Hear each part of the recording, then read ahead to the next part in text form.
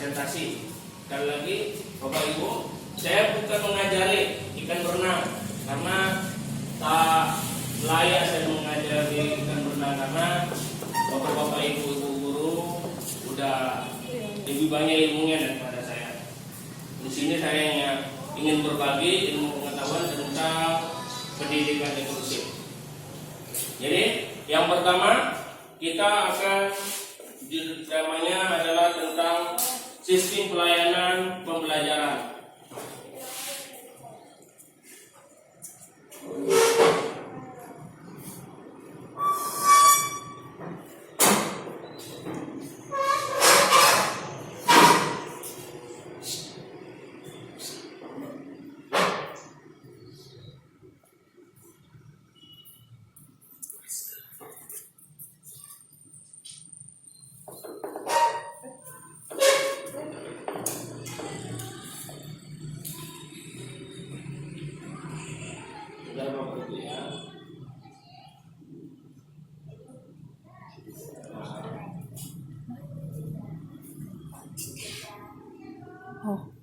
Adalah sistem pelayanan pembelajaran.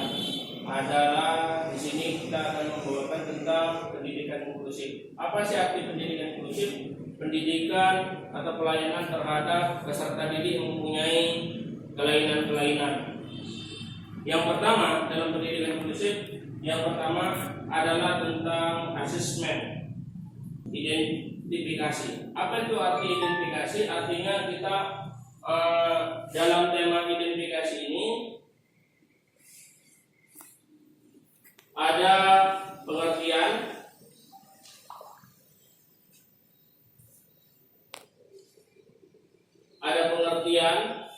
pengertian identifikasi.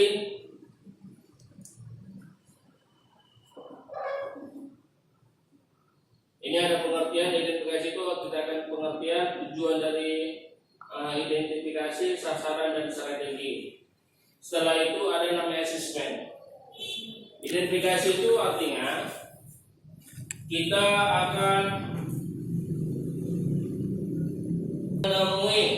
mengenali tentang anak didik kita semua.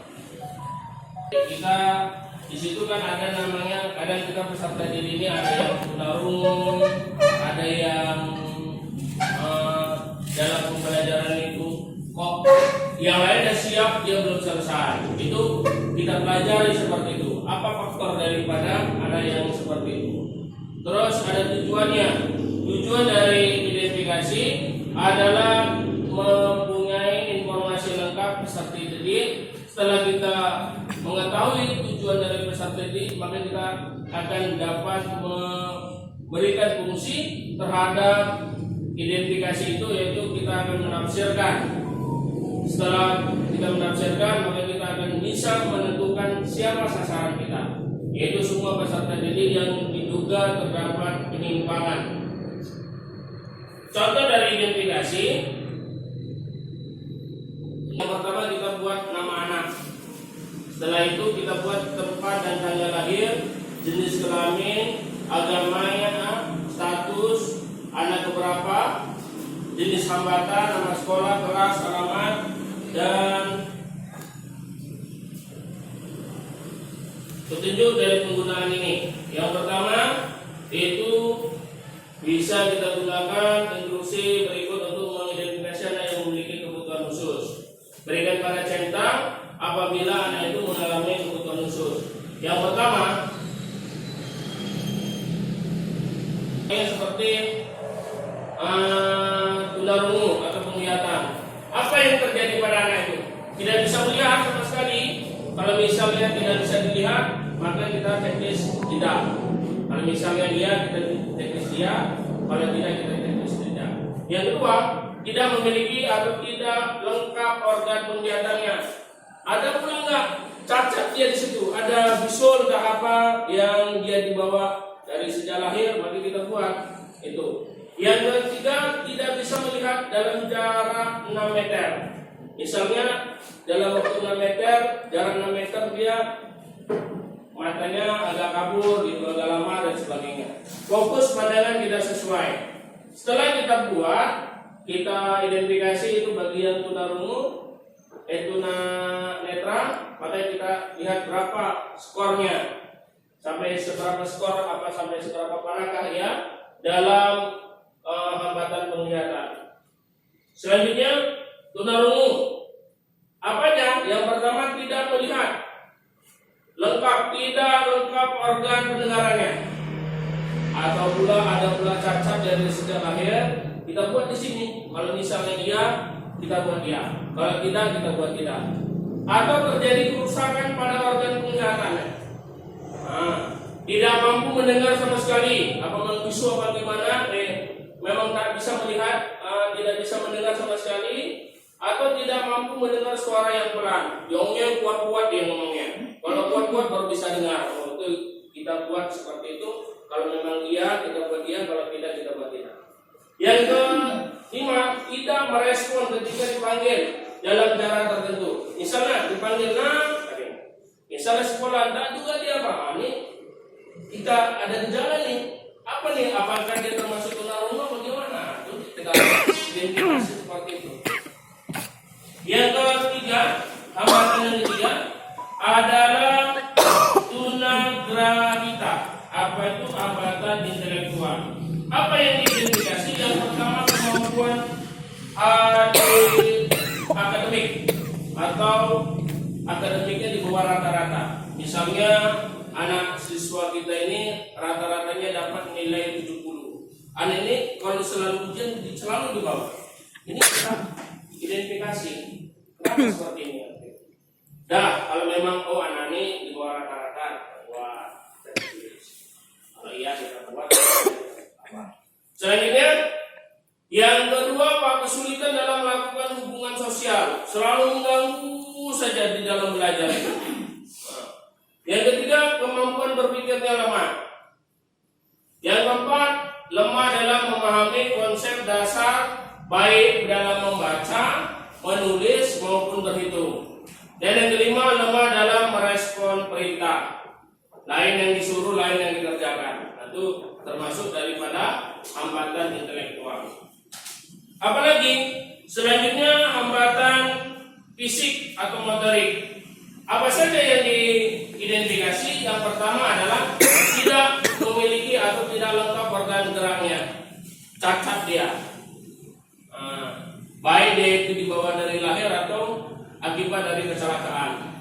Yang ketiga, Pak, yang kedua, tidak terjadi kekakuan atau kelayuan pada anggota tubuh. Kalau kita sih mungkin ada ya. Kalau kita boleh kita ada. Yang ketiga, Pak, kehilangan fungsi sebagian atau semua organ tubuh, lumpuh sama sekali. Itu bisa. Selanjutnya, yang keempat, memiliki hambatan koordinasi gerak baik mata dengan tangan atau mata dengan kaki, mata, tangan dan kaki. Dan yang kelima, kesulitan dalam melakukan gerakan tidak sempurna atau tidak lentur atau tidak terkendali. Yang selanjutnya hambatan apa yang termasuk kepada identifikasi, yaitu autis. Apa itu autis? Ada kesulitan, contohnya misalnya ini identifikasi kesulitan melakukan komunikasi dengan orang lain dan kesulitan dalam mengembangkan hubungan sosial, melakukan gerakan tertentu secara berulang-ulang, terus memiliki rutinitas yang sulit diubah, kehilangan minat dalam melakukan satu kegiatan, dan memiliki perilaku yang terlalu hiperaktif atau hipoaktif. Selanjutnya, lamban belajar. Apa itu identifikasinya? Anak-anak dengan kecerdasan yang relatif rendah atau memiliki IQ di sekitar 75 sampai 90. Jadi nggak sampai 100 IQ dia. Selanjutnya, sering mengalami kegagalan di sekolah. Ketiga, anak dengan kognitif di bawah rata-rata. Dan yang keempat, melakukan koordinasi yang sangat kurang. Dan yang kelima, keterampilan dasar yang sangat kurang. Selanjutnya, dari lamban. Ini kita masuk kepada kesulitan belajar. kemampuan membaca sangat kurang dibandingkan teman seusianya. Ini termasuk salah satunya. Apalagi kedua, kemampuan menulis sangat kurang dibandingkan teman seusianya. Dan keempat, kemampuan berhitung sangat kurang dibandingkan teman seusianya. Ini termasuk kepada kesulitan belajar. Selanjutnya, kecerdasan bakat istimewa. Pertama, identifikasi, contohnya memiliki intelektual yang sangat tinggi, memiliki kreativitas yang sangat tinggi, memiliki komitmen yang tinggi terhadap tugas. Setelah itu memiliki sikap yang unggul. Ini adalah contoh-contoh daripada identifikasi terhadap peserta didik. Selanjutnya, setelah kita mengetahui identifikasi, maka kita akan ke pelaksanaan identifikasi anak itu. Yang pertama, kita bisa menggunakan model A. Apa itu model A? Model A adalah pengertian asesmen atau peserta didik yang berkebutuhan khusus.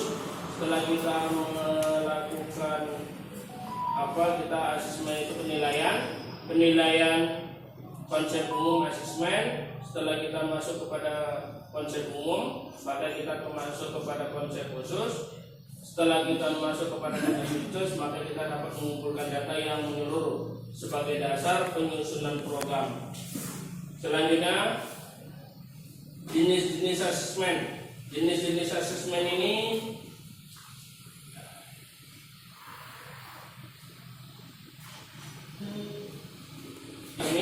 ada asesmen non akademik dan asesmen perkembangan. Contoh, tujuan dan fungsi sasaran identifikasi ABK. Tujuannya, yang pertama, informasi kondisi peserta didik yang lengkap. Setelah kita tahu dari tujuannya itu, kita akan masuk ke fungsi. Fungsinya itu penyusunan program. Setelah kita menyusun program, maka kita akan ke peserta didik atau sasaran daripada asesmen tersebut. Penetapan jenis asesmen. Setelah kita melaksanakan, maka kita akan menetapkan jenis asesmen. Setelah itu kita perkembangan instruksi surat asesmen, melaksanakan asesmen dan dokumentasi data. Selanjutnya, planning metrik. Apa itu planning metrik? Adalah kondisi ABK. Kondisi ABK itu sampai kita menetapkan program layanan kebutuhan khusus tersebut. Tujuan dari planning metrik itu adalah penetapan kondisi ABK. Kita menganalisis data. Setelah kita menganalisis data, kita analisis strategi layanan. Fungsinya ini menetapkan baseline, kondisi secara komprehensif dan penetapan skala prioritas. Prosedurnya ini bisa dilihat daripada sini.